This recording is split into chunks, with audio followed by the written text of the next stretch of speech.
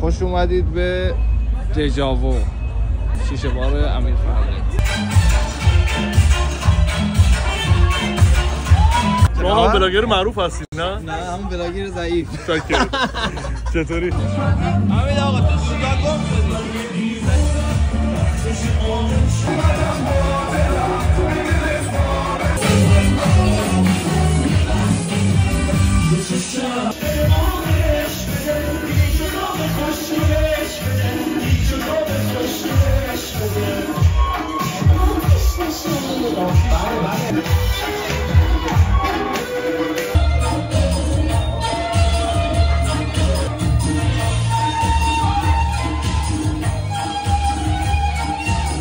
سلام دوستان، خوش اومدید به کلیپ دیگه از کانال خودتون. امشب میخوایم با هم دیگه بریم کجا؟ دژاوو، یکی از شخصیت‌های معروف فضای مجازی به اسم امین فردین که خیلی از شما ممکنه بشناسینش، 100% هم میشناسینش، چون ایشون افشاگری میکنه و خلاصه دست خیلی ها رو میکنه. الان تو شهر کلن، تو شهری که زندگی میکنه، یه بار باز کرده. این بار هم خیلی استقبال شده ازش و مردم میرن آخر هفته، فارسی زبانا به خصوص میرن آخر هفته اونجا و لذت میبرن.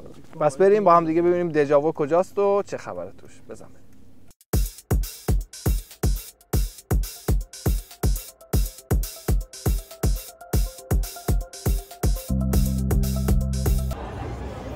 این خیابونیه که همیشه آخر هفته قلقله هست واقعا، پر جوون مبون و ببینید که همش دیسکو و شیشه بار و قلیون خونه، منظورم قلیون خونه و نمیدونم بار و از این داستان ها هست.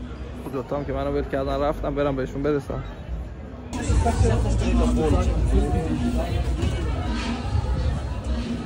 سعید آقا جلو میری؟ پوریام اونجاست.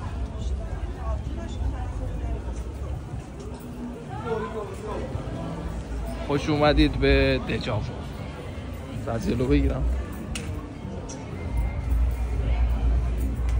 دژاوو. شما هم بلاگر معروف هستید نه؟ نه همون بلاگر ضعیف.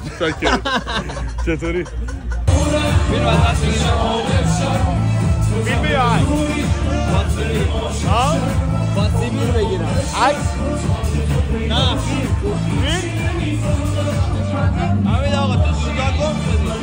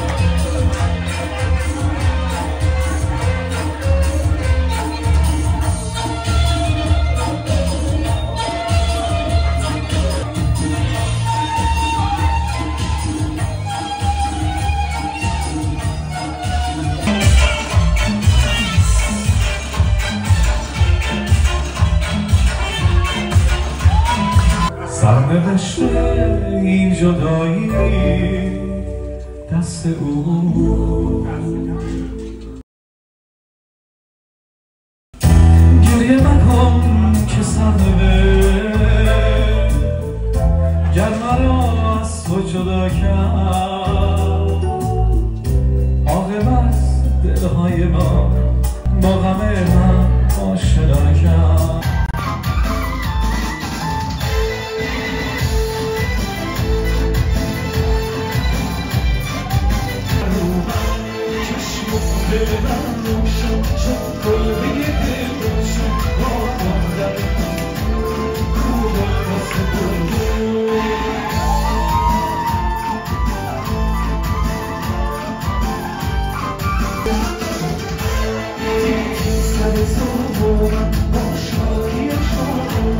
خب دوستان شب ما به پایان رسید.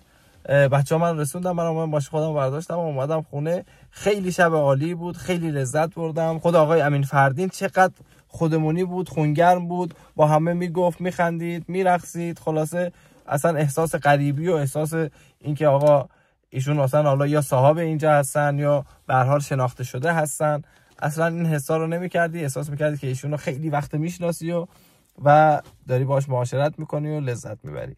از لحاظ بار ایشون یا همون شیشه بار ایشون که خیلی مجهز بود، دیجی داشت، خواننده داشت، نمیدونم ارکستر و همه چی مرتب، هر نوع موزیکی بخواستی اونجا وجود داشت.